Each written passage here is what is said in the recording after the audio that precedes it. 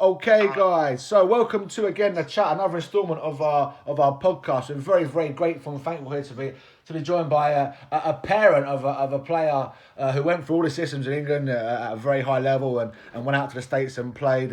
Matt Carpenter, a parent again, a general football soccer connoisseur, ladies and gentlemen, loves the game, a massive Southampton fan. I've been trying to convert him to a Tottenham fan for all the years that I've known him, but he's not having it. Again, a guy that's a fantastic man, comes out, supports his teams and his boys, and again has taken him on as his own, really, in the years that I've known him, even though I'm not technically his son. But Matty, just great to have you on the call, mate, as a general football guy. Lovely to join you, Matty boy. No, Matty is one of the best players I've ever seen play college US. Thanks, mate, for your comments. I appreciate it. But let's just get right into you, really, mate. So I want it to be about you, and again, giving your insight as parents, obviously, because I mean, it's an area of the game that is kind of untouched and something that people don't really look at massively. Obviously, parents play a massive part, mate, in any kind of, well, as fans, they play a massive part. But for their kids, and obviously, they're the biggest coach as such. Because I mean, parents spend the most time. Just kind of give you an insight into you, Matty, in terms of your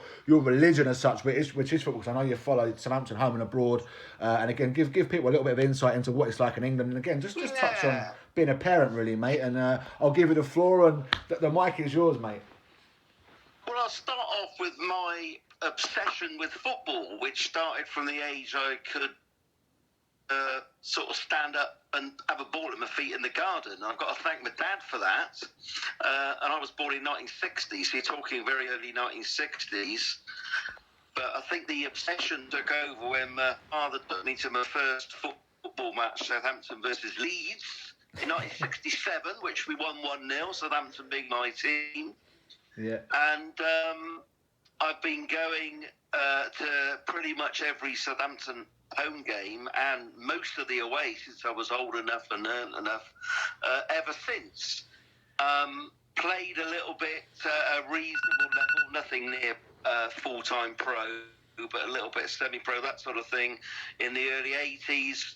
But my obsession with watching Southampton was more important to me than playing. So that was all before I had children. But yeah, it's probably cost me 2 marriages, to be honest, because both of my ex-wives said I love Southampton more than them. I said, girls, I love Pompey more than you. And for those who don't know, mate, just speak about Pompey and obviously how much you detest them, mate. Obviously, it's a little bit of fun, but just talk about Portsmouth and the old enemy, mate, that are of Southampton. Well, I now live in Southampton, and obviously, ever since I've been a Southampton supporter, our biggest enemy down the road are Portsmouth, and I follow that. But the strange thing is, since I've lived in Southampton, I didn't realise quite how fierce it is. And because I see Southampton on a pedestal, and everyone is equal 92nd in the Football League below us, my hatred for Pompey wasn't really as much as all the locals, but down here, God, it's vitriolic. But we're the nice side of the family. I think Pompey hate us more than we hate them, if I'm totally honest. Yeah, and it is a hatred, mate, isn't it? Again, let's make no bones about it. Obviously, it is religion back home. When I went to we won 4-0 in their own backyard in the cup last September before all this lockdown, and I went on one of the supporters coaches, and we had to have a police escort in, about 20, 30 coaches, police escort through the outskirts of Pompey. That's the fans, mate, isn't it? That's not the players. That's the fans, isn't it? That's not even the players. Pompey lads hanging out of pub windows, stood on their cars, really giving us the signs of death to Saints fans.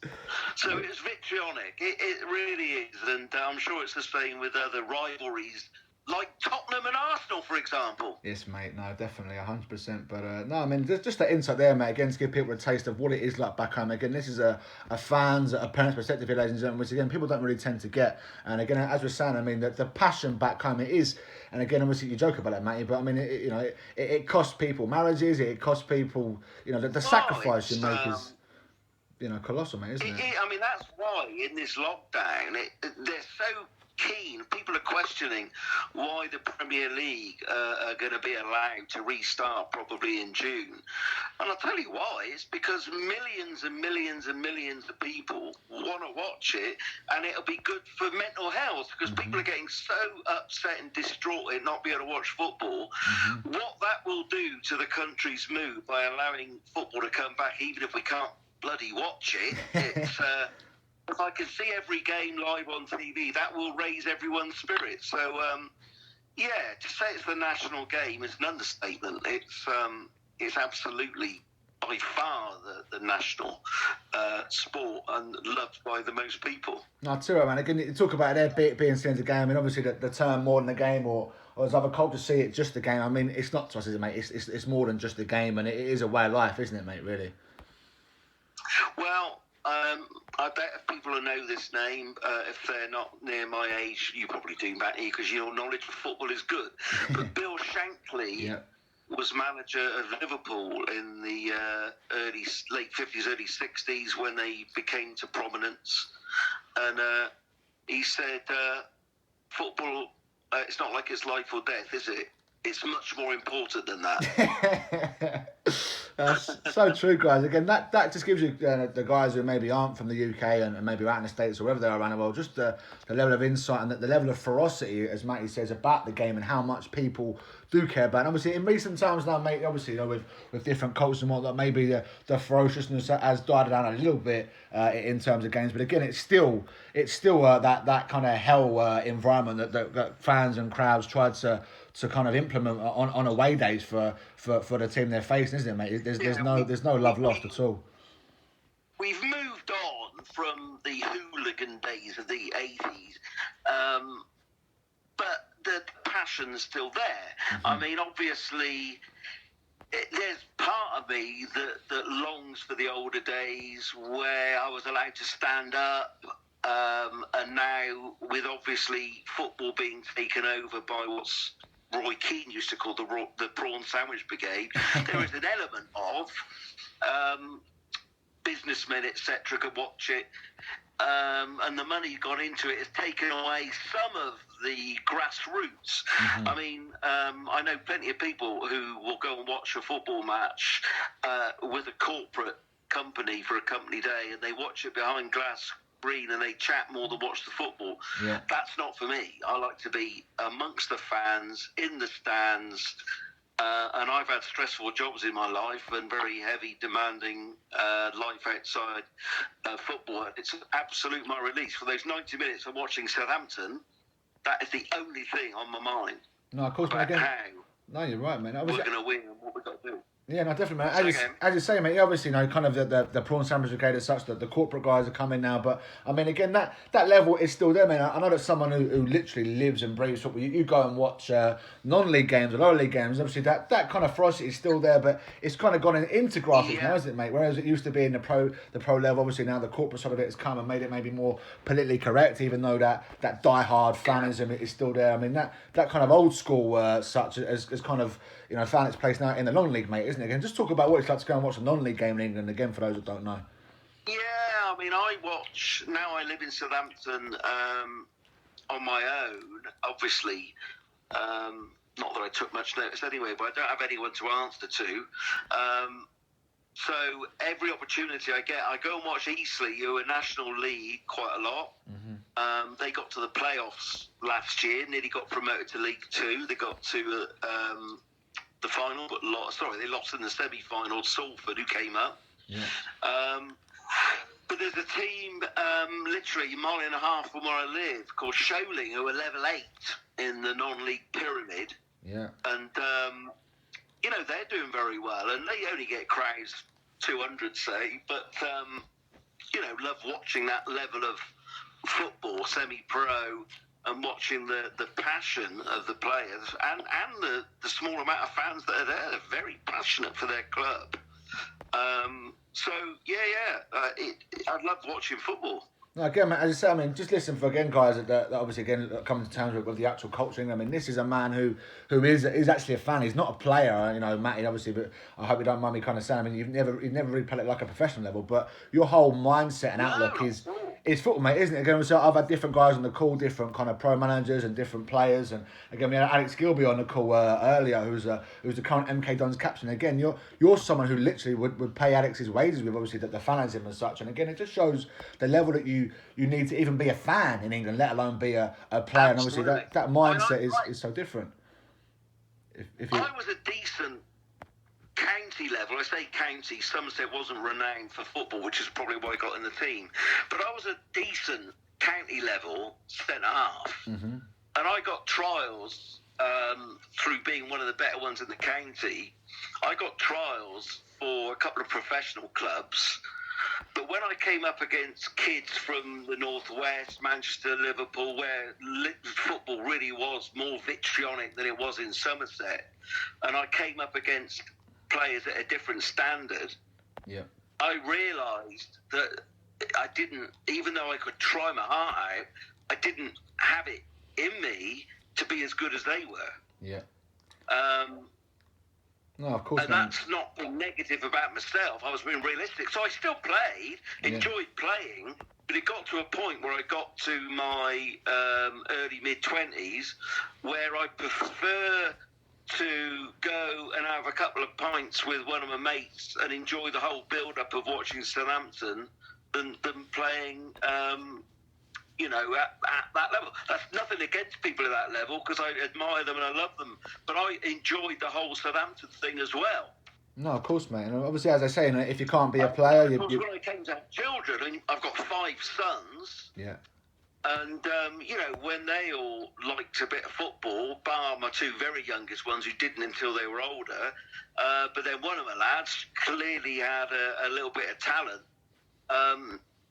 Yes, obviously, I wanted to support him in his potential endeavour to make it, and he got to play at a very good level.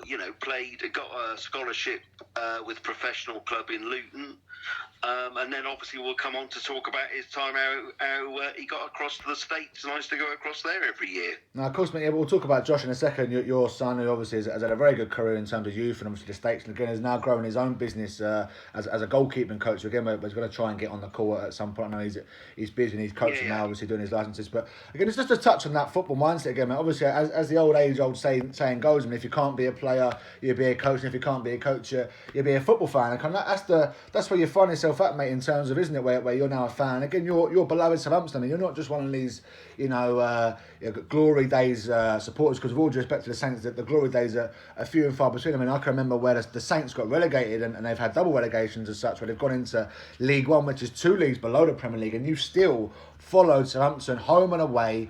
And again, the amount of money and dedication and sacrifice it takes out of your life, Matty, to go and follow them, even at like a League One level. Just talk about that, mate, and the costs it is. Yeah, it's almost like, and it is an obsession, and we all have things we like outside of our, work lives that inspires us. When we were struggling, I almost felt I needed to be there even more to support, because the number of fans going, the glory hunters were dropping. I even had family members who weren't going as often, and I felt, no, I've got to support through the thin, and there were many. I can remember a Tuesday night in 2010, I think it was, driving up to Hartlepool, which for US people is nothing, but for a UK person to drive about 400 miles on a Tuesday night for a football match, most people, by far most people, wouldn't dream of it. But I drove at Hartlepool, stood on the terraces on a wet, windy autumn evening for a 0-0 draw, and I felt good being there. I enjoyed it, because you make the best of what it is. I enjoyed those years in League One and back in the Championship, because I think that's made me enjoy being back in the Premier League even more. You've got to enjoy the bad times to appreciate the good even more. Of course, mate. And again, let's kind of touch on, obviously, you've given a great insight there, mate, in terms of, your whole mindset and obviously fanism, being a massive Saints fan, home and abroad, and good and bad, and you're always there regardless. That's the kind of constant that fans provide for their teams, the real football fans, the real love of the game, and really properly doing it. Again, let's kind of touch now on Josh, who I know maybe might get a little bit embarrassed through these chats, but again, without him, mate, I mean, I'm sure he told me often how he wouldn't be the player that he's become, mate, because obviously, again, that level of commitment you put into your team, obviously you've brought Josh and your other sons up on it. Just talk about how he how he found his way in the game, Matt, and obviously being a parent, what it was like to take him to the likes of Luton and obviously get him in with the clubs, and obviously out to the States too, where you would literally fly over every year for a holiday, for a vacation, and again, I can remember, mate, playing in games and you'd be there on the sideline cheering us on, and supporting us, and as a player even then in the States was massive, mate. It was colossal. Up and down the touchline, cheering goals and getting thrown out the ground. Tell us all about it, mate. Go on, take the floor. Tell us what it's like to be a parent to a young player. Well, obviously, as soon as my kids were old enough, I took them to all the football clubs. I lived in the Midlands in those days, and Josh at 5 years old, I don't know if you even know this, but for the first year or so, he used to go and play with the kids. They weren't really assigned positions.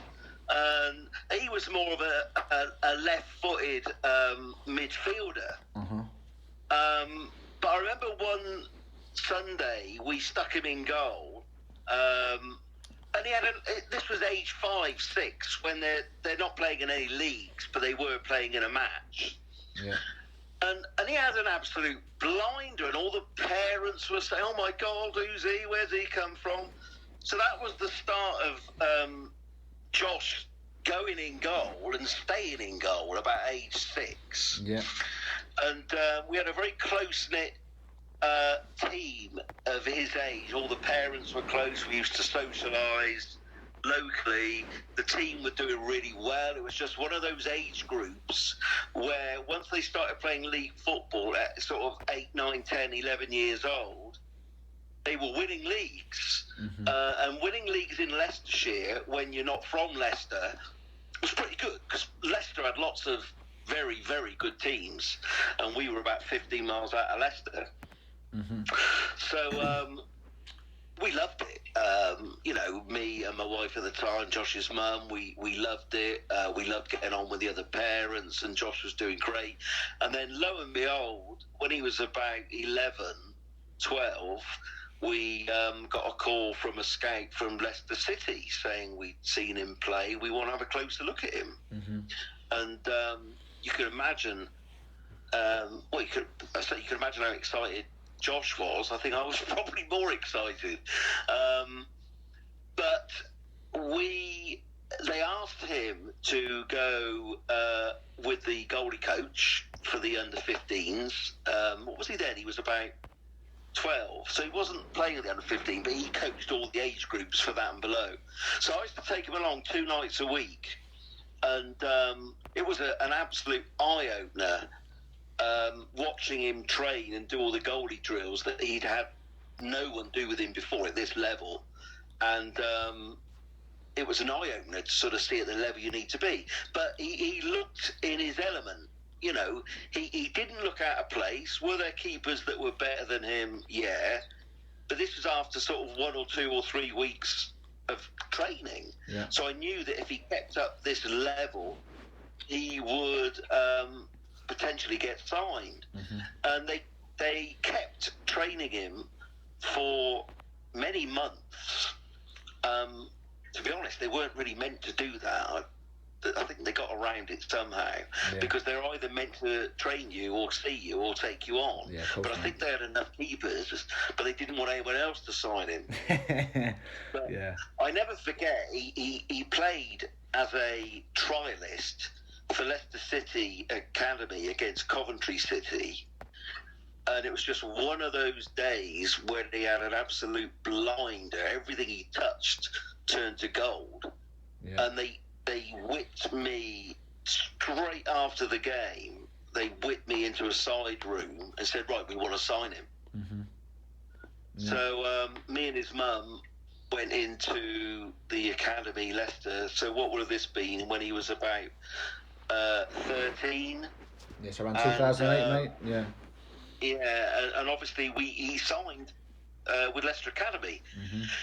And then you truly, the commitment that parents have to show then, I mean, I didn't mind it a bit, I loved it. It was probably Haley, who didn't love as much football as I did, but, you know, the amount of commitment you have to show, both emotionally, time-wise, because you're taking them over twice a week to train and travelling much further distances for a match on a Sunday, because we were going across to Grimsby, up to Sheffield, Leeds, you know, well over 100 miles, nothing for me, but for a lot of people. And also, you could tell they're playing at a different level because the parents are shut away on one part of the pitch. You're not allowed to coach them. You're not allowed to shout at them. You're not allowed to get involved with their football, which was very different from watching your kids play at like school level. Of course, man. So you realise you're playing at a higher level. How did you find that, mate? I mean, obviously, again, I've spoke to numerous coaches who, again, now, as you say, I mean, even coaches, mate, talk about it and we say how, as kids in academy football in England, I mean, maybe now, it's become too nannied, mate. And again, like, kids play where, as you know, mate, that the environment isn't about winning, it's more about development. And it's a case now where, you know, these players who are elite players don't even experience an atmosphere until they get to the likes of, you know, 18, 19 and they go to pro football. As a parent, and obviously as a general football fan, how important do you think it is for these players to experience a kind of winning mindset, which obviously gets integrated throughout, but you know the importance of winning and obviously the importance of an atmosphere to actually play in during these games. How important do you think it is, mate? I mean, I'm a believer that there has to be reality. You know, there are winners and losers in life, and even though it's about development up to age 18 or whatever, you know, they should still play to win.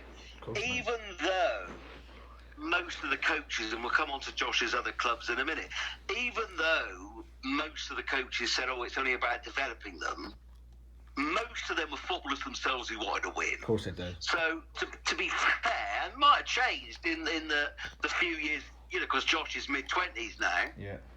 So I'm going back initially, sort of 12 years.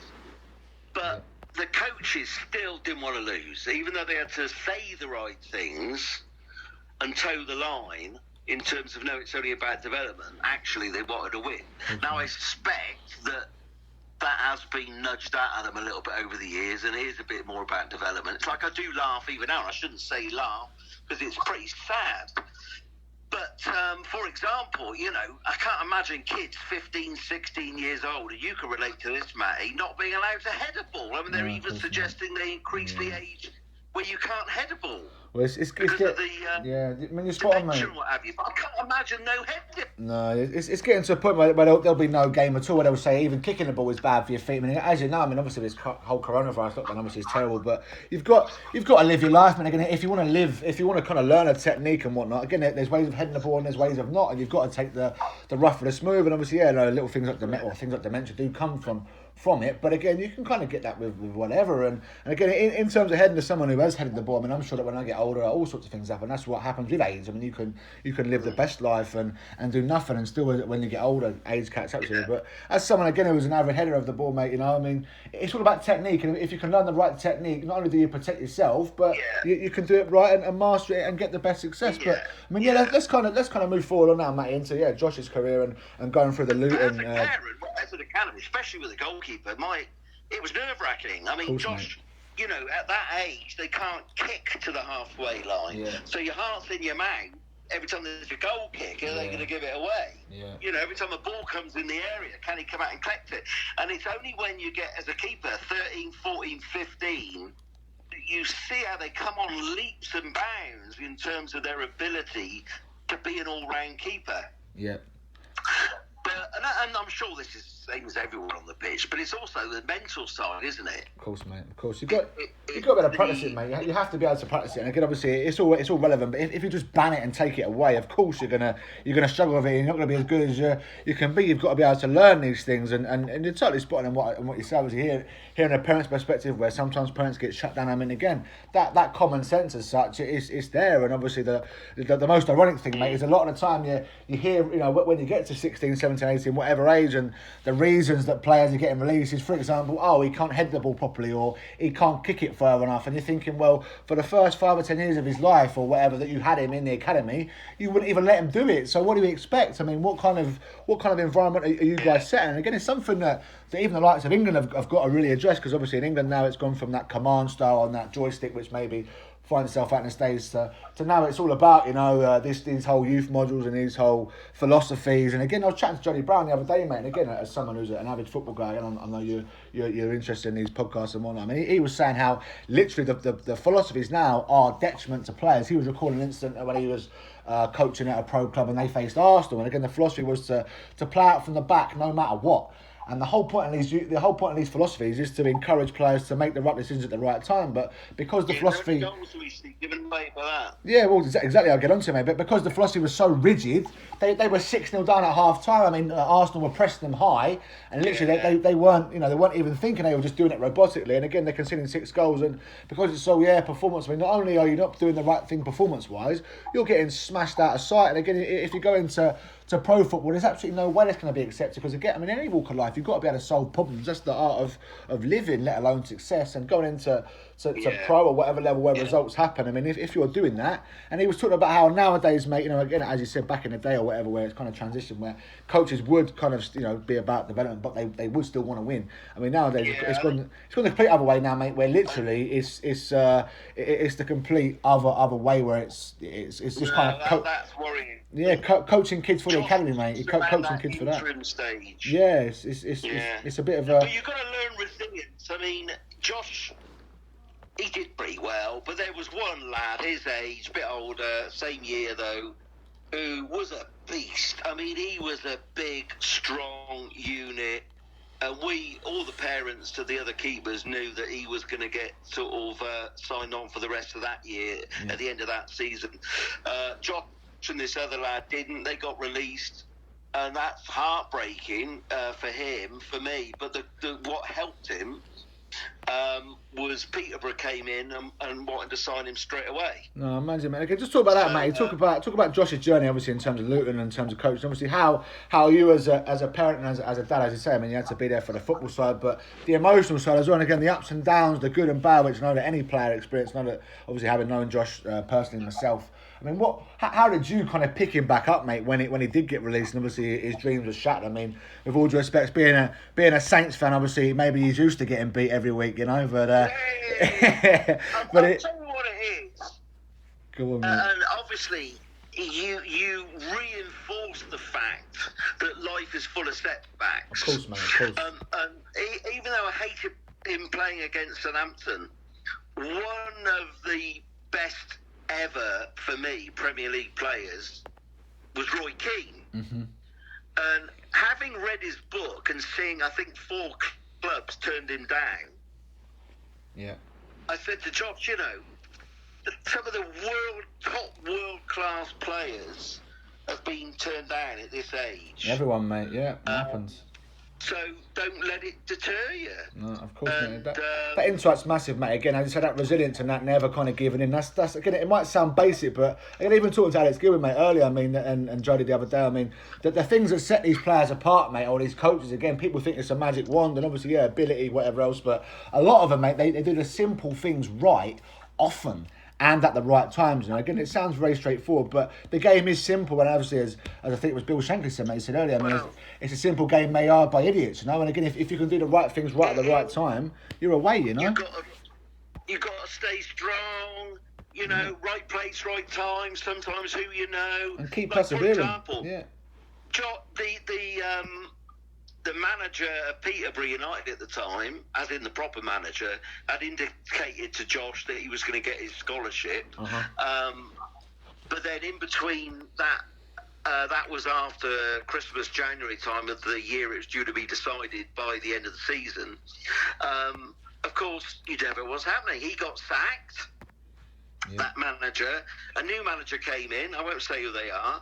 Although I could name both now. And of course, he knew a keeper of Josh's age from Spain, brought him in at, nothing to do with the club prior to that, but because who he knew and of his contacts, brought a lad in from Spain because he didn't know Josh. Josh got released.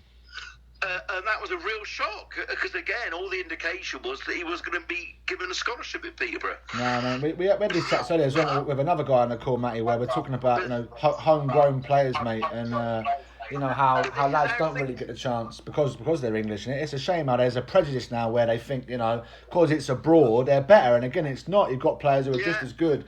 And again, as you know, mate, as a football fan and parent, I mean, your club will go and sign a top player, but it takes them a year to adjust to the culture. Whereas again, you've got lads in England who are on your doorstep and just as good because their name isn't a fancy, whatever kind of name. They get overlooked, and again, the club ends up losing out on a player who loves the club and will give them more than any other kind of maybe foreigner would. And again, just moving forward now, Matty, on to kind of Luton. Obviously, he's gone through Leicester and Peterborough and Luton. The good news is that one of his last games for Peterborough was against Luton. And once Luton knew he'd been released, they got him in for one trial game. He had another really good game, and they signed him straight away for the 2-year scholarship. Yeah, it's that perseverance, mate. Right place, right time. Yeah, you're right.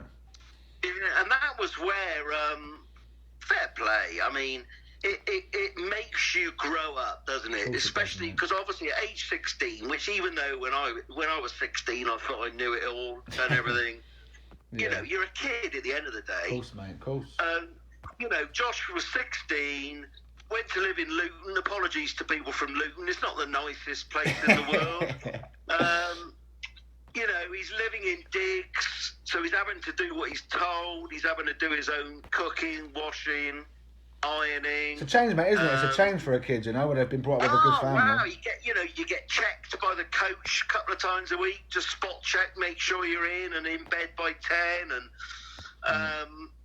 yes, you do some academic work in the mornings, which is good, but of course it's about the football. Of course. So it's for all the feedback you get and all the statements about what's it like to be a scholar. It's tough for the kids. They're doing what they love, but you've got to knuckle down. And whereas most lads that age are off, seeing girls, having loads to drink, and having a laugh. Yeah. Yeah, they if they truly want to make it, they've got to knuckle down. Yeah.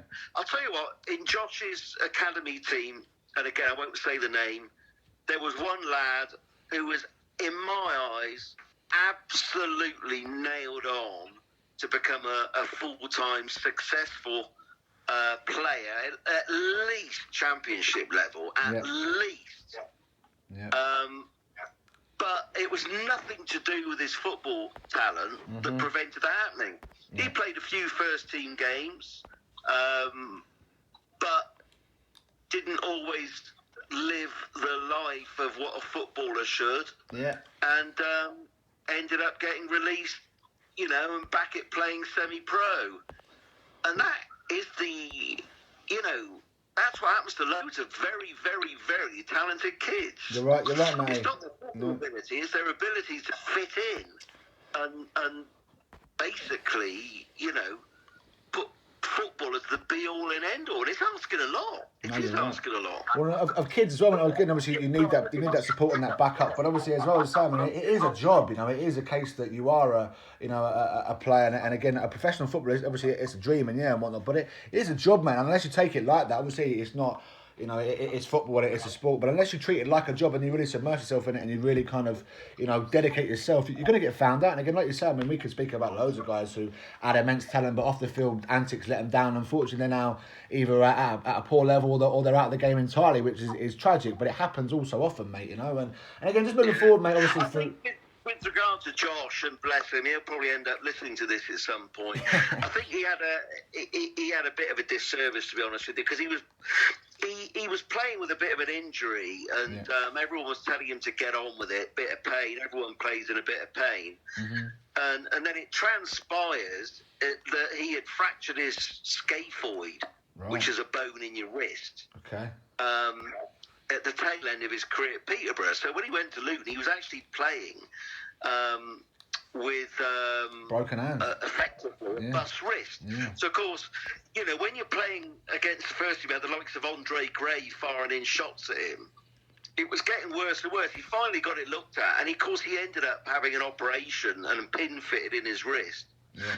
And he was out for the best part of a year. Mm-hmm. So, of course, to then try and get back in the last year, get your professional contract, he was up against it, if we're honest. And I think even now, 5-6 years on, he don't moan about it, but I know he still has a bit of pain in his wrist. Yeah, well, it's a big thing, mate. Obviously, yeah. I mean, it's massive physically. Yeah, a lot before games. No, of course not. Obviously, physically, mentally, it's a massive test for any player, let alone a kid. And again, kind of moving on from where obviously his career in England didn't maybe transpire as well as you want. He went out to the States, and again, now talk to us about the States, man. Obviously, how did he get out to the States, and what was it like as a parent when you heard about him going out to the US and everything that come with it? The thing about the States, I mean, I've always, for a start, I'm a bit biased. I've always loved the nation, America, been there 2 or 3 times prior. Yeah. Once Josh expressed an interest, I thought, yeah, what an opportunity for a young kid. I never had that sort of opportunity. He's quite a smart kid, so I thought he could do his degree. And then it gives you choices, doesn't it? Course, both professional sport, but also work-wise. So whereas most kids do sporting degree, he did a business one. And I have to say, even though I knew it would be good, the actual professional setup of the colleges out there and the manner in which, so different to the UK, college level kids are absolutely looked after. They're so revered by the state. It's different to us. It's better, if I'm honest. And you feel very proud watching your kid playing the States. The lads all have to look up at the US flag, put their hand on their chest. I know kids laugh at that because 90% of the team aren't American.